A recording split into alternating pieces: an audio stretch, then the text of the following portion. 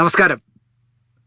Lights camera action എന്ന നമ്മുടെ ചാനലിലേക്ക് ഒരിക്കൽ കൂടി സ്വാഗതം. ഞാൻ നിങ്ങളുടെ ശാന്തിയുള്ള ദിനേശ്. എനിക്കെപ്പോഴും സിനിമയിൽ മാത്രം തോന്നിയിട്ടുള്ളൊരു കാര്യമാണ്, ഒരു സിനിമ വിജയിച്ചു എന്ന് വെച്ചോളൂ, വിജയിക്കാൻ വേണ്ടിയാണ് എല്ലാവരും സിനിമ എടുക്കുന്നത്.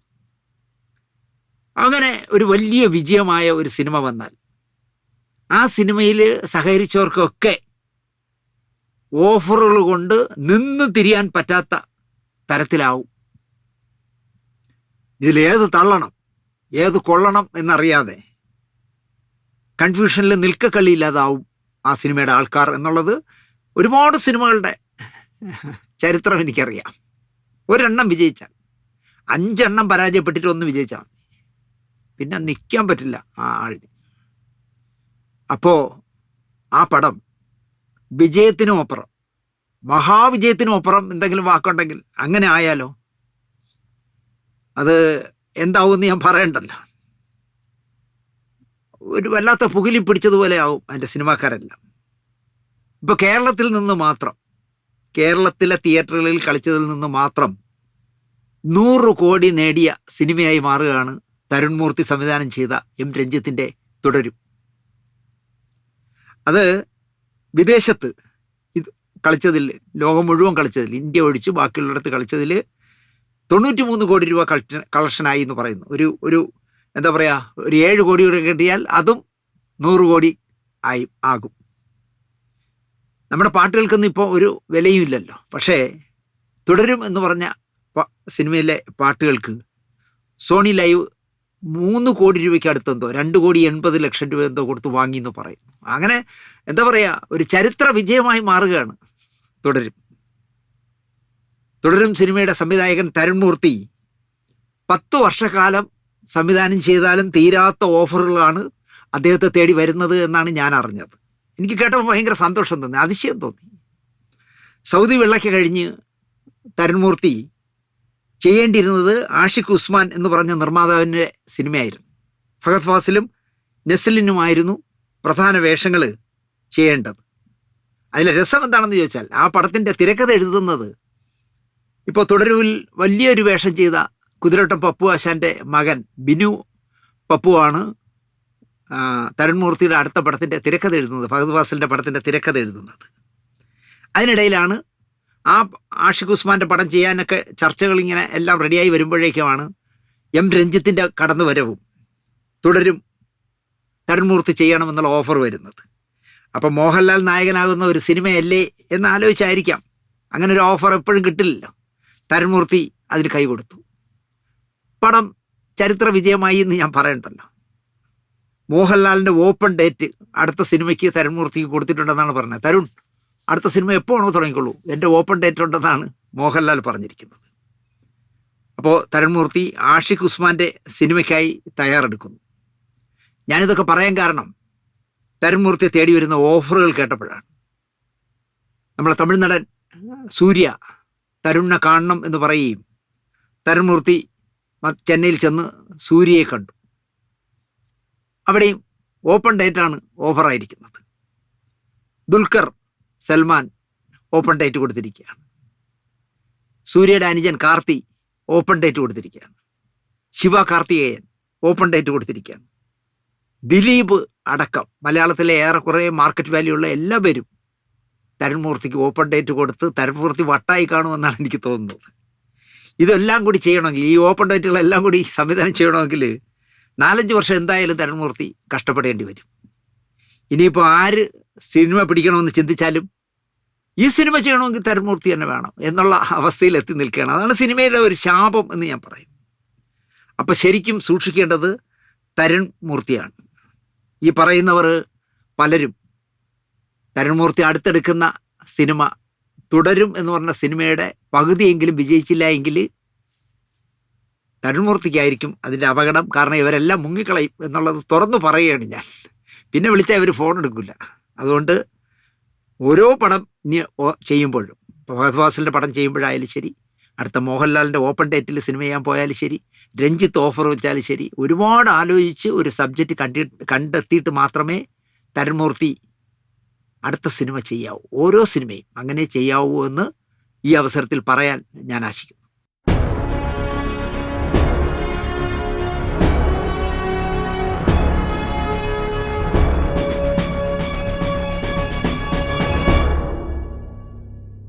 നമസ്കാരം.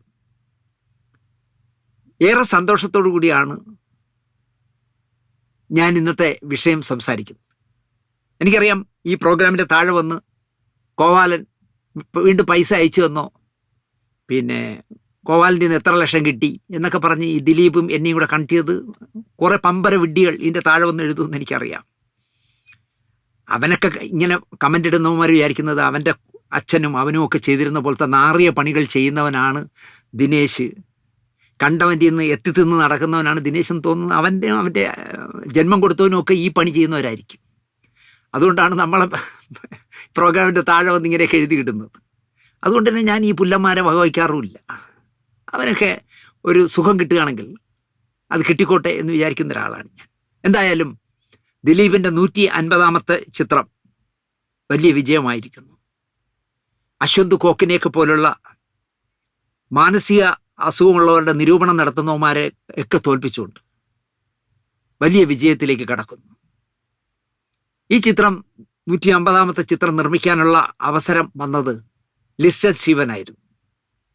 ഏതെങ്കിലും ഒരു പുതിയ നിർമ്മാതാവ് പുതുമുഖമായ ബിൻഡോ സ്റ്റീഫനെ വച്ച് ഈ പടം പ്രിൻസ് ആൻഡ് ഫാമിലി ചെയ്തിരുന്നുവെങ്കിൽ ഇപ്പോൾ തിയേറ്ററുകളിൽ ഉണ്ടാവുന്ന മഹാവിജയം മാജിക് ഫ്രെയിമിന് കിട്ടിയതുപോലെ തിയേറ്ററുകളോ ഇങ്ങനെ വിറ്റെടുക്കാനോ കഴിയുമായിരുന്നില്ല എന്നാണ് സിനിമ കണ്ടോണ്ടിരുന്നപ്പോൾ എനിക്ക് തോന്നിയത്. എന്തായാലും മാജിക് ഫ്രെയിംസ് തന്നെ ഈ 150ാമത്തെ ചിത്രം ചെയ്തത് നന്നായി. എന്തായാലും പൃഥ്വിരാജിൻ്റെ അടുത്ത സൗഹൃദക്കാരനായ ലിസൺ ദിലീപിനെ വച്ച് ആനുകാലിക പ്രസക്തമായ ഒരു വിഷയം പറയുന്ന ഒരു ചെറിയ സിനിമയെടുത്ത് വലിയ വിജയമാക്കി എന്നത് ദിലീപിനൊരു അനുഗ്രഹമായെന്ന് ഞാൻ പറയും.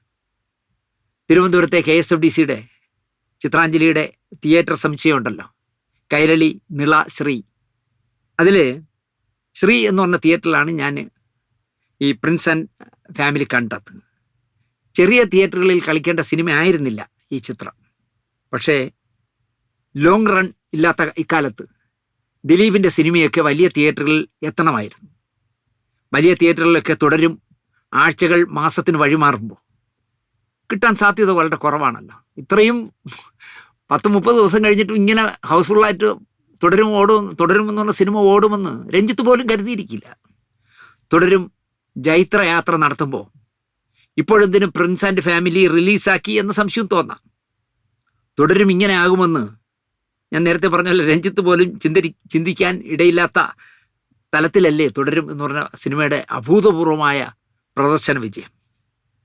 ഏഷ്യാനെറ്റിന് 1000ഉം 1500ഉം എപ്പിസോഡുള്ള വമ്പൻ വിജയമായ പരമ്പരകൾ നിർമ്മിച്ചപ്പോൾ, അങ്ങനെ വലിയ പരമ്പരകൾ നിർമ്മിച്ച് വിജയിപ്പിച്ച ആളെന്നുള്ള നിലയ്ക്ക് തുടരും സാറ്റലൈറ്റും OTTയും അവരാണ് വാങ്ങിയിരിക്കുന്നത്. ഏഷ്യാനെറ്റിന് 1000ഉം 1500ഉം എപ്പിസോഡുകൾ വരുന്ന വലിയ വിജയങ്ങളായ സീരിയലുകൾ നിർമ്മിച്ചു കൊടുത്ത ആളായിരുന്നല്ലോ രഞ്ജിത്ത്. അതുകൊണ്ട് തന്നെ ആയിരിക്കണം മാധവൻ പോയിട്ടും തുടരും സാറ്റലൈറ്റും OTTയും എല്ലാം ഏഷ്യാനെറ്റിനാണ് വാങ്ങിയത്. ഒരുപാട് കാശ് ചെലവിട്ടെടുത്ത സിനിമയല്ലേ, സാമ്പത്തിക ഞെരുക്കത്തിൽ നിൽക്കുന്നതുകൊണ്ടായിരിക്കാം 18 കോടി രൂപയ്ക്കാണ് ഏഷ്യാനെറ്റ് OTTയും സാറ്റലൈറ്റും വാങ്ങിയത്. 30 കോടി രൂപയ്ക്കാണ് എമ്പുരാൻ എടുത്തത് എന്ന് ഓർക്കുക. അപ്പം നല്ല എമൗണ്ട് ആണെന്ന് പറയാം 18 കോടി. പക്ഷേ ആ സിനിമ ഇന്നത്തെ തലത്തിൽ ഓടുമെന്ന് ആരും ചിന്തിച്ചതല്ല. 18 കോടിക്ക് തുടരും വാങ്ങിച്ചപ്പോൾ പലരും മൂക്കത്ത് വിരൽ വെച്ച് പോയി. സാറ്റലൈറ്റ് OTT കച്ചവടം എന്നും ഗാംബ്ലിംഗ് മാതിരിയാണ്. പടം റിലീസായി പൊട്ടിപ്പോയ ശേഷം തുടരും വിൽക്കാൻ ചെന്നാൽ ഒരു 7-8 കോടി രൂപ കിട്ടും. ഇപ്പോൾ ഈ ഇത്രയും വലിയ വിജയമായ ഈ സമയത്ത് തുടരും വിറ്റിരുന്നെങ്കിൽ ഒരു 30-40 കോടി രൂപ കണ്ണു അടച്ചോട്ട് കിട്ടിയെന്നെ. അത് പറഞ്ഞിട്ട് കാര്യമില്ലല്ലോ. പടം തിയേറ്ററിൽ എത്തിക്കാൻ അക്കാലത്ത് 18 കോടി എന്ന് പറയുന്നത് രഞ്ജിത്തിന് അത്യാവശ്യമായിരുന്നു. ഇന്ന് തുടരും ഏഷ്യാനെറ്റിനും ഹോട്ട്സ്റ്റാറിനും ജാക്ക് പോട്ട് അടിച്ചതുപോലെ വലിയ വിജയമായി. അവർക്ക് ചുളുവിൽ ഒരു വലിയ പടം കിട്ടി.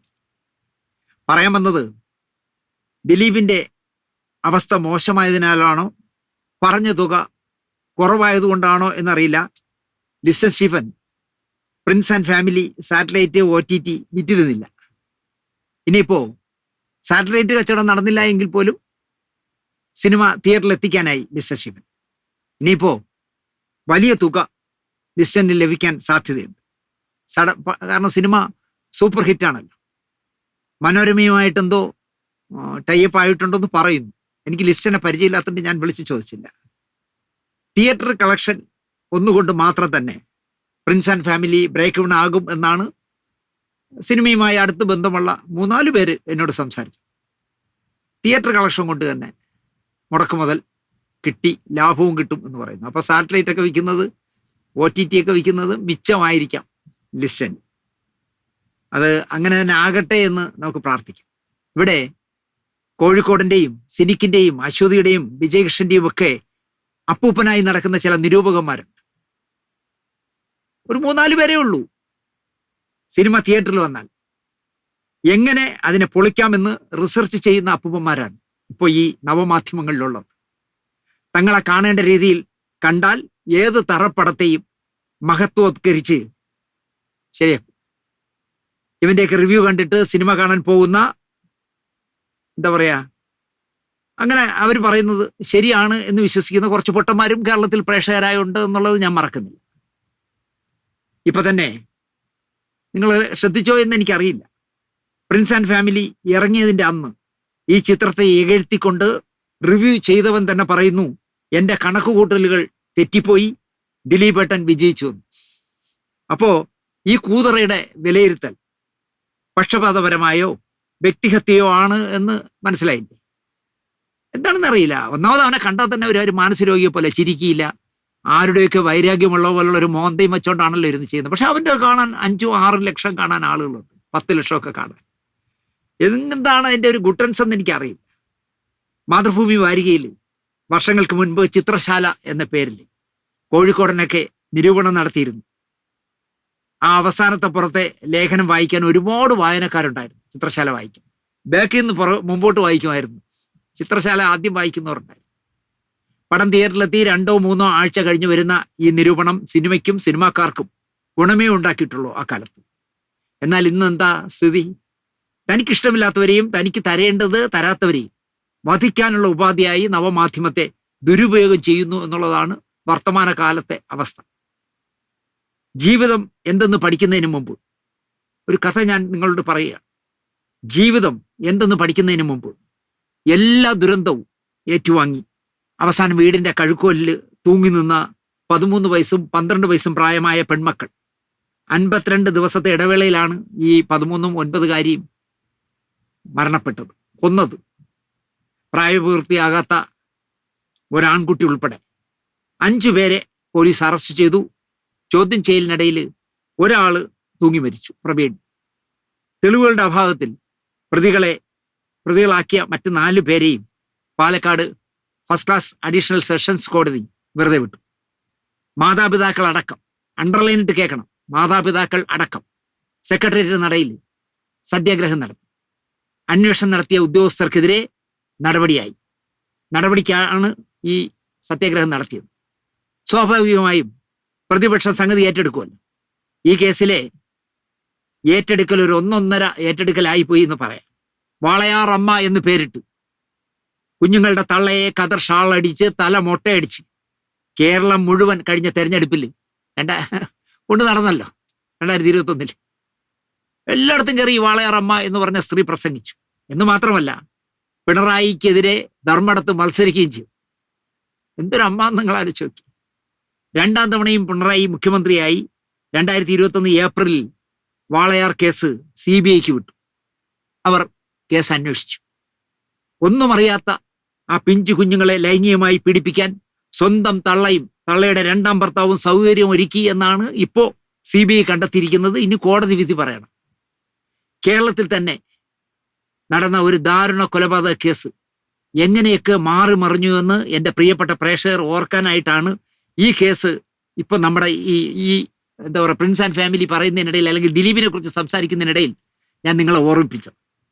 2 പിഞ്ചു ജന്മങ്ങൾ അരുംകൊല ചെയ്തിട്ട് ഒരു കൂസലുമില്ലാതെ ഈ വാളയാർ സ്ത്രീക്ക് എങ്ങനെ തലയും മൊട്ടയടിച്ച് കതർ ഷാളും കഴുത്തിലിട്ട് കേരളം മുഴുവൻ നടക്കാൻ കഴിഞ്ഞു എന്നായിരുന്നു 2021 ഞാൻ ചിന്തിച്ചത്. കാരണം തെരഞ്ഞെടുപ്പ് പ്രചരണ യോഗങ്ങളിലൊക്കെ വന്നൊരു തള്ള സംസാരിക്കണം, പിഞ്ചു കുട്ടികൾ, സ്വന്തം ഗർഭപാത്രത്തിൽ വളർത്തിയെടുത്ത 2 കുട്ടികളെ, അരുമയായ 13, 9 വയസ്സുള്ള 2 കുട്ടികളെ ദാരുണമായി കൊല ചെയ്യപ്പെട്ട ശേഷം ഇവരെങ്ങനെ ഈ മൈക്കിന്റെ മുന്നിൽ നിന്ന് ഇങ്ങനെ പ്രസംഗിക്കുന്നു ഞാൻ ആലോചിച്ചു. സ്വന്തം രക്തത്തിൽ പിറന്നതാണെന്നുള്ള ബോധമെങ്കിലും ഇവർക്ക് വേണമായിരുന്നു. ഇങ്ങനെ ദാരുണമായി കൊല ചെയ്താൽ ഒരമ്മ തളരേണ്ടതാണ്. പക്ഷെ ഇവിടെ നേരെ തിരിച്ചായിരുന്നു. ആ പിള്ളേർ മരിച്ചതോടുകൂടി തള്ള ഭയങ്കര ഊർജ്ജസ്വലയായിട്ടാണ് കേരളം മുഴുവൻ അങ്ങോളം ഇങ്ങോളം പ്രസംഗിച്ച് നടന്നത്. പെട്ടെന്ന് മറവി രോഗം വരുന്ന മലയാളി ഈ കുഞ്ഞുങ്ങളെയും ക്രൂരയായ അമ്മയെയും മറന്നു എന്നുള്ളതാണ് സത്യം. ഇതിനേക്കാൾ ക്രൂരമായ ഒരു സംഭവത്തിനായി കാത്തിരിക്കും ആഘോഷിക്കാനായിട്ട്. അതാണ് മലയാളിയുടെ ഒരു സ്വഭാവം, ശരിയല്ലേ? ഞാൻ അങ്ങനെ പറയും. മറ്റൊന്നുകൂടി ഓർമ്മിപ്പിക്കും. ഒരു ദിവസം മൊട്ടാരുൺ, നമ്മളെ വാർത്താവതാരങ്ങളിലെ സിംഗം മൊട്ടാരുണും സംഘവും ആഘോഷിച്ച ഒരു പുറട്ടു നാടകം മലയാളികൾ മറന്നോ എന്ന് എനിക്കറിയില്ല. ഞാൻ മറക്കില്ല എന്തായാലും. സദ്ഗുണ സമ്പന്നായ പൾസർ സുനി എന്ന മഹാത്മാവിനെ ഒരു വലിയ ഗ്രൗണ്ടിൽ കൊണ്ടിരുത്തി റിപ്പോർട്ടർ ചാനലിനായി ഒളി ക്യാമറ എന്ന അറേഞ്ച്ഡ് ക്യാമറ തുറന്നു വെച്ച് നടിയെ ആക്രമിച്ച ദൃശ്യങ്ങൾ അടങ്ങിയ ഒറിജിനൽ മെമ്മറി കാർഡും അത് ചിത്രീകരിച്ച ഫോണും ഞാൻ ഭദ്രമായി സൂക്ഷിക്കുന്നു എന്ന് പറഞ്ഞ കഥ നിങ്ങളൊക്കെ കണ്ടതായിരിക്കും. നിങ്ങൾ മറക്കും, പക്ഷെ ഞാൻ അതും മറന്നിട്ടില്ല. ഈ നേരം വരെ കഴിഞ്ഞ 2 മാസത്തിനിടയിൽ ഏതെങ്കിലും ഒരു പോലീസുകാരനോ ആഭ്യന്തരം കൈയാളുന്ന മുഖ്യമന്ത്രിയുടെ ഓഫീസിൽ നിന്നോ പീഡനത്തിന് ഇരയായി എന്ന് പറയുന്ന നടിയോ അവർക്കായി നെഞ്ചിലടിച്ച് ക്യാമറകൾക്കും ചാനലുകൾക്കും മുമ്പിൽ അന്തിച്ചർച്ചയ്ക്ക് കരയുന്ന, തെറി വിളിക്കുന്ന ആണോ പെണ്ണോ അവരാരും ഒരാൾ പോലും പ്രതികരിച്ച് കണ്ടില്ല. ഈ ലൈവ് ഷോ കണ്ടിട്ട് എടാ, ഒറിജിനൽ സിമ്മും ഒറിജിനൽ ഫോണും ഇരിക്കുന്ന അവനെ എന്തുകൊണ്ട് നിങ്ങൾ പിടിച്ച് ആ ഒറിജിനൽ സിമ്മും ഒറിജിനൽ ഫോണും വാങ്ങി കോടതിയിൽ ഹാജരാക്കുന്നില്ല എന്ന് ഈ പറഞ്ഞ ഒരു സിംഗങ്ങളും മിണ്ടിയില്ല എന്നുള്ളതാണ്. അതിജീവിതയുടെ കേസ് വാദിക്കുന്ന ഒരു പെണ്ണും പിള്ള മിക്കവാറും ദിവസം ചാനൽ ഫ്ലോറിലാണല്ലോ പൊറുതി. അവർ ഒരക്ഷരം പറഞ്ഞോ എന്ന് നിങ്ങളൊന്ന് ചിന്തിച്ചു നോക്കൂ. എന്റെ കക്ഷിയുടെ പീഡന ദൃശ്യം ഉള്ള ഒറിജിനൽ കാർഡ് എന്റെ പ്രിയപ്പെട്ട സഹോദരൻ പൾസറിന്റെ പക്കലുണ്ട് എന്ന് സത്യശീലനായ അവൻ പറഞ്ഞിട്ടു. എന്താണ് സാറന്മാരെ അത് വാങ്ങി പരിശോധിക്കാത്തതെന്ന് ഈ എന്താ പറയുക കാതി കമ്മലിടാത്ത വക്കീല് എവിടെയെങ്കിലും പറഞ്ഞതായി നിങ്ങൾ കേട്ടു? പറയില്ല. ഒറിജിനൽ കാർഡ് ദിലീപിന്റെ പക്കലുണ്ട് എന്ന് ആക്രോശിച്ച വമ്പന്മാർ ഇവിടെ ഉണ്ടായിരുന്നല്ലോ. അന്തിച്ചർച്ചയ്ക്ക് വന്ന് ആരെയും തെറി വിളിക്കുന്ന, കാനഡയിൽ കാർഡുണ്ട്, ആലപ്പുഴ വണ്ടാനം മെഡിക്കൽ കോളേജിലെ പിള്ളേര് ഒറിജിനൽ കാർഡ് വെച്ച് പീഡന ദൃശ്യം കണ്ടു എന്നൊക്കെ വാചകം അടിച്ചല്ലോ. അവനൊക്കെ അണ്ണാക്കിൽ പഴവും തിരുക്കി നിശബ്ദരായിരിക്കുകയാണ് ഈ നേരം വരെ. ഒരു പബ്ലിക് പ്രോസിക്യൂട്ടർ ഉണ്ട്, നിങ്ങൾക്കറിയാമല്ലോ, ബേറ്ററി ഹോട്ടലിലെ എന്താ പറയാ അമ്പിയെ പോലെ ഇരിക്കുന്ന ഒരാൾ. കോടതിയിൽ അയാൾ മിണ്ടിയോ? ആ കാർഡ് ഈ പൾസറിനെ പിടിച്ച് അവൻ്റെ ആ കാർഡും ഫോണും വാങ്ങണമെന്ന് അയാളും മിണ്ടുന്നില്ല. അവർക്കാർക്കും ഒറിജിനലും ഡ്യൂപ്ലിക്കേറ്റും ഒന്നും വേണ്ട. ദിലീപിനെ ശിക്ഷിക്ക് ഒരൊറ്റ ചിന്ത മാത്രമേ ഉള്ളൂ. ശരിയല്ലേ? ഇങ്ങനെ ഞാൻ ചോദിക്കുമ്പോഴാണ് ഇതിന്റെ താഴെ വന്ന് ചോദിക്കുന്നത് കോവാല എത്ര തന്നെന്ന്. വൃത്തികെട്ടന്മാരെ അങ്ങനെ ചോദിക്കുള്ളന്നേ. അവളുടെ എന്താ പറയുക ജീവിതത്തിൽ സത്യസന്ധത വേണം എന്ന് വിചാരിക്കുന്ന, കാര്യങ്ങൾ സത്യസന്ധതയോടെ കാണണം എന്ന് വിചാരിക്കുന്ന എന്നെ പോലെ ഒരുത്തൻ്റെ പ്രോഗ്രാമിന്റെ താഴെ വന്ന് എഴുതുന്നത് നിനക്ക് എത്ര കിട്ടിയെന്ന്. ഞാൻ കൂടുതൽ പറഞ്ഞാൽ ചിലപ്പം സൈബർ കേസാണ്. ഈ സാഹചര്യത്തിൽ നിന്നാണ് ഹ്യൂമർ ചെയ്ത് പ്രിൻസ് ആൻഡ് ഫാമിലിയെ വിജയ ചിത്രമാക്കിയിരിക്കുന്നത് ദിലീപ്. പ്രിൻസ് ആൻഡ് ഫാമിലിയുടെ ലോഞ്ചിങ്ങിൽ ദിലീപ് പറഞ്ഞ ഒരു വാചകമുണ്ട്, എങ്ങനെ വേണമെങ്കിലും എടുക്കാം. കുറെ വർഷങ്ങൾക്ക് മുമ്പ് എന്നെ അടിച്ചിടാൻ വേണ്ടി കൂടെ നിന്ന ആൾക്കാരല്ലേ നിങ്ങളൊക്കെ എന്നാണ് സദസ്സിനെ നോക്കി ചോദിച്ചത്. ഇപ്പോ ഒന്ന് എഴുന്നേറ്റ് നിൽക്കാൻ നോക്കുന്ന സമയത്ത് നിങ്ങൾക്ക് എൻ്റെ കൂടെ നിന്നുകൂടെ എന്നാണ് അയാൾ റിക്വസ്റ്റ് പോലെ ചോദിക്കുന്നത്. എല്ലാവരുടെയും അനുഗ്രഹങ്ങളും പ്രാർത്ഥനകളും സഹായങ്ങളും ഞാൻ പ്രതീക്ഷിക്കുന്നു. കോടതി വിധിക്ക് മുമ്പ് കുറ്റവാളിയായി വിധിച്ച കുറെ കൂതറ ചാനലുകളും സിനിമ എതിരാളികളുടെയും കെണിയിൽ പൊതുജനം വീണതാണ് എന്ന് ഞാൻ ഓർക്കുന്നു. ഞാൻ അങ്ങനെയാണ് കരുതുന്നത്. ദിലീപിനോടും ഞാൻ ഈ കാര്യം പറഞ്ഞിട്ടുണ്ട്. അല്ലാതെ ഞാൻ പൊതുജനത്തെ തെറ്റു പറയില്ല. കാരണം ചാനലുകളെല്ലാം ഇവൻ തന്നെയാണ് ചെയ്തത് എന്ന് പറയുമ്പോൾ ജനത്തിന് പറയാൻ പറ്റും അല്ല എന്ന്. അന്വേഷണ ഉദ്യോഗസ്ഥന്മാർ കോടതിയിൽ 6, 7, 8 വർഷം കൊണ്ട് ദിലീപാണെന്ന് പറഞ്ഞു നടക്കുമ്പോൾ പോലീസുകാർ പറയുമ്പോൾ ശരിയായിരിക്കില്ലേ എന്ന് തോന്നില്ലേ? അതാണ് പൊതുജനം വിശ്വസിച്ചതെന്ന് എനിക്ക് തോന്നുന്നു.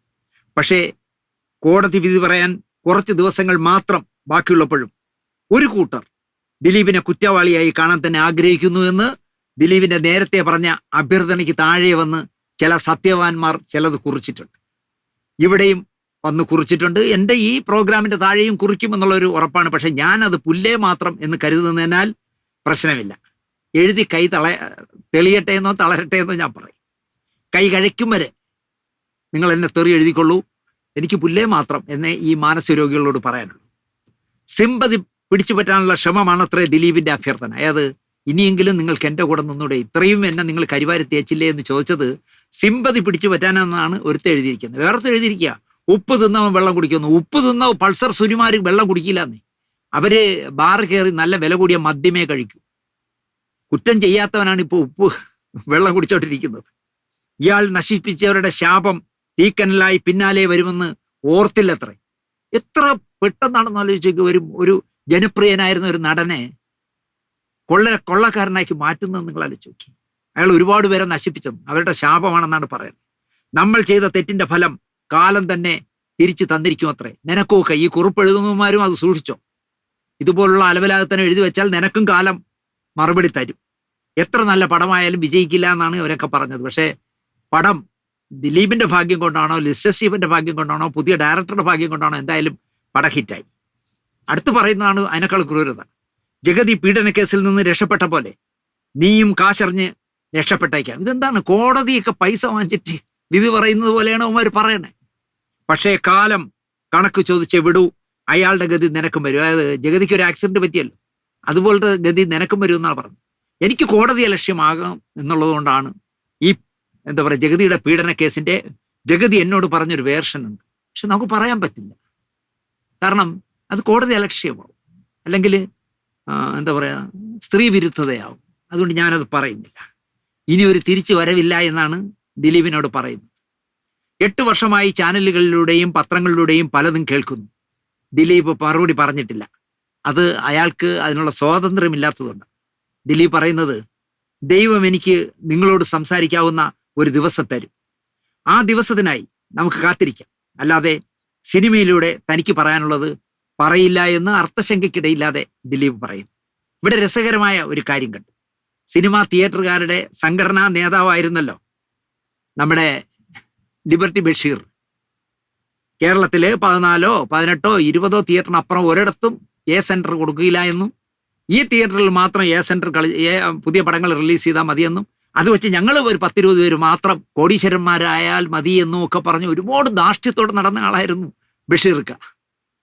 ഒരു സുപ്രഭാതത്തിൽ ലിബർട്ടി ബഷീറിന്റെ സംഘടനയെ പൊളിച്ചടുക്കിക്കൊണ്ട് ആന്റണി പെരുമ്പാവൂരുമായി ചേർന്ന് ദിലീപ് ഫിയോക്ക് എന്ന് പറഞ്ഞ സംഘടന ഉണ്ടാക്കിയല്ലോ. ഇപ്പൊ ഫിയോക്കാണല്ലോ കേരളത്തിലെ ഏറ്റവും വലിയ തിയേറ്ററുകാരുടെ സംഘടന. ആ ഒറ്റ കാരണം വെച്ചുകൊണ്ട് ലിബർട്ടി ബഷീർ എന്ന പഴയ നേതാവ് ദിലീപിനെ പറ്റി എന്തൊക്കെ വച്ച് കാച്ചിയെന്ന് അദ്ദേഹത്തിന് പോലും പറയാൻ കഴിയില്ല. കേൾക്കുന്ന നമുക്കും മനസ്സിലാവാത്ത ഭാഷയായതിനാൽ കുഴപ്പമില്ല എന്നും പറയും. കാരണം ലിബർട്ടി ബഷീർക്ക് സംസാരിച്ചാൽ അത് ഏത് ഭാഷ, മലയാളമാണോ കന്നഡയാണോ നമുക്ക് മനസ്സിലാവില്ല. അതുകൊണ്ട് അദ്ദേഹം പറഞ്ഞത് കാര്യമാക്കണ്ട. Liberty Basheer Prince and family തൻ്റെ തിയേറ്ററുകളിൽ റിലീസായ വിശേഷങ്ങൾ ഒരു മടിയുമില്ലാതെ ഇപ്പൊ തുറന്നു പറഞ്ഞിരിക്കുന്നു. രാത്രി 11 മണിക്കും 12 മണിക്കും ശേഷം തിയേറ്ററുകൾ ഫുള്ളാകുന്നത് കണ്ട് അദ്ദേഹം അതിശയപ്പെട്ടു എന്നാണ് പറയുന്നത്. അവസാന 20 മിനിറ്റ് സിനിമ സൂപ്പറായി എന്നും ലിബർട്ടി ബഷീർ പറയുന്നു. 15-20 ടിക്കറ്റുകൾ ഫാമിലിക്കായി ഒന്നിച്ച് ആളുകൾ വാങ്ങുന്നു. ഫാമിലിയാണ് പ്രിൻസ് ആൻഡ് ഫാമിലി എന്ന് പറഞ്ഞ സിനിമയെ വിജയിപ്പിച്ചത് എന്ന് അദ്ദേഹം പറയുന്നു. തുടരും സിനിമയ്ക്കും ഇതായിരുന്നു ട്രെൻഡ് എന്നൊക്കെയാണ് ലിബർട്ടി ബഷീർ പറയുന്നത്. സന്തോഷം, നന്നായി ബഷീർക്ക. നിങ്ങൾക്കെങ്കിലും മനസ്സിൽ തോന്നിയ സത്യം പുറത്തു പറയണമെന്ന് തോന്നിയല്ലോ. എല്ലാവരും അങ്ങനെ ഇതുപോലെ തുറന്നു പറയില്ല. പക്ഷെ ബഷീർക്ക പറഞ്ഞു. കാലഹരണപ്പെട്ട കോമഡി എന്നൊരു സെക്ഷൻ ഉണ്ടോ എന്ന് എനിക്കൊരു സംശയമാണ്. കാരണം ഈ നിരൂപകന്മാരിൽ ഒരുത്തൻ ആ മാനസികരോഗി പറഞ്ഞിരിക്കുന്നത് കാലഹരണപ്പെട്ട കോമഡി എന്നാണ്. അതുപോലെ തന്നെ കുറെ കിളവന്മാർ വന്ന് വെറുപ്പിക്കുന്നു എന്നാണ് പറയുന്നത്. അത് കണ്ടുകൊണ്ട് തിയേറ്ററിൽ ആളുകൾ ചിരിച്ചത്ര. യവൻ നോക്കിയപ്പോൾ യവനാണ് പ്രശ്നം. എടാ നീ കിളവനാവില്ലേ എന്നാണ് എനിക്ക് ചോദിക്കാനുള്ളത്. യവന് തന്നെ ഇപ്പോൾ ഒരു 19 വയസ്സ് വരാം. പക്ഷെ അവൻ പറയുന്ന കിളവന്മാരാണ് വന്നിരുന്ന് തിയേറ്ററിൽ ചിരിക്കുന്നത് എന്നാണ് പറയുന്നത്. ഇവന്റെ അച്ഛൻ കിളവനല്ലേ, ഇവന്റെ അമ്മയുടെ സഹോദരൻ, അതായത് ഇവന്റെ അമ്മാവൻ കിളവനല്ലേ, ഇവൻ നാളെ കിളവനാവൂല്ലേ? എനിക്കറിയില്ല. ഇവൻ നീ എന്തെങ്കിലും മരുന്ന് കഴിച്ച് എന്നും യൗവനം നിലനിർത്തുമോ എന്ന് എനിക്കറിയില്ല. എന്തായാലും അവൻ അങ്ങനെയൊക്കെയാണ് പറയുന്നത്. പക്ഷേ എനിക്ക് ചിരിക്കാനായില്ല എന്ന് പറയുന്നത് നിന്റെ മാനസിക പ്രശ്നമാണ്. എന്ത് ചെയ്യാൻ പറ്റില്ല, ഇവൻ്റെയൊക്കെ കണ്ടുപിടുത്തങ്ങൾ ആലോചിച്ച് നോക്കി. തരുൺമൂർത്തിയുടെ സൗദി വെള്ളയ്ക്ക് നെഗറ്റീവ് പറഞ്ഞ മഹാനാണ് ഈ കക്ഷി. എനിക്ക് പറയാനുള്ളത്, ഒറ്റയ്ക്കിരുന്ന് ചിന്തിച്ചാൽ അല്ലെങ്കിൽ ഒറ്റയ്ക്കിരുന്ന് ചിരിച്ചാൽ അതാണ് കോമഡി എന്നാണ് അയാൾ കരുതുന്നത് എന്ന് എനിക്ക് തോന്നുന്നു. ഇതൊക്കെ എന്താ പറയുക, നിരീക്ഷണം എന്ന് പറയുന്നവർക്ക് വേണം അടി കൊടുക്കാൻ എന്നാണ് ഞാൻ പറയുന്നത്. ഇയാളുടെ റിവ്യൂ കണ്ടിട്ടാണത്രേ കുറെ പൊട്ടന്മാർ സിനിമ കാണുന്നത്. ഉർവശി അവതരിപ്പിച്ച ഒരൊറ്റ സീൻ മന്ത്രിയായിട്ടാണല്ലോ അഭിനയിച്ചിരിക്കുന്നത്. അവർ പറയുന്ന 4 വാചകം മതി യവനെ പോലുള്ള സോഷ്യൽ മീഡിയക്കാരെ വിലയിരുത്താൻ. ജോണി ആന്റണിയുടെ വേഷം കോമാളി കഥാപാത്രമാണെന്നും ഇദ്ദേഹം കണ്ടെത്തി. ഇതിനേക്കാൾ രസകരമാണ് രാഷ്ട്രീയം പറഞ്ഞിട്ട് ക്ലച്ച് പിടിക്കാത്തതിനാൽ സിനിമയിലോട്ട് തിരിയുന്ന ഒരു മഹാന്റെ കണ്ടെത്തലുകൾ. ഏതോ ചാനലിൽ നിന്നും ചാടി സ്വന്തം ചാനലുണ്ടാക്കിയ എന്തോന്നോ ഹൗസ് മധു എന്ന് പറഞ്ഞ ഒരാളുണ്ടല്ലോ, അദ്ദേഹമാണ് കഥാപാത്രം. അദ്ദേഹം പറയുന്നത് ദിലീപിന്റെ സിനിമകൾ ദിലീപിനെ നിഷ്കളങ്കനാക്കുന്നു എന്നതാണ് അദ്ദേഹത്തിന്റെ കുറ്റം. ദിലീപിന്റെ സിനിമയിലെ കഥാപാത്രവും ദിലീപുമായിട്ട് എന്തൊരു ബന്ധമെന്ന് അദ്ദേഹം പറയുന്നത്, ദിലീപിന്റെ സിനിമകൾ ദിലീപിനെ നിഷ്കളങ്കനാക്കുന്നു. കാരണം അയാളൊരു തെമ്മാടിയും പോക്കിരിയും അധോലോക രാജാവുമാണ് എന്ന് സിനിമ എടുക്കണമെന്നാണ് ഈ മധു പറയുന്നത്. അയാളുടെ കേസിനെ ന്യായീകരിക്കുന്നു. ഏത് സിനിമയിലെന്ന് പക്ഷെ പറയുന്നില്ല. പോലീസിനെയും മാധ്യമങ്ങളെയും നെഗറ്റീവ് ആക്കുന്ന സിനിമകളാണ് ദിലീപ് ചെയ്യുന്നത്.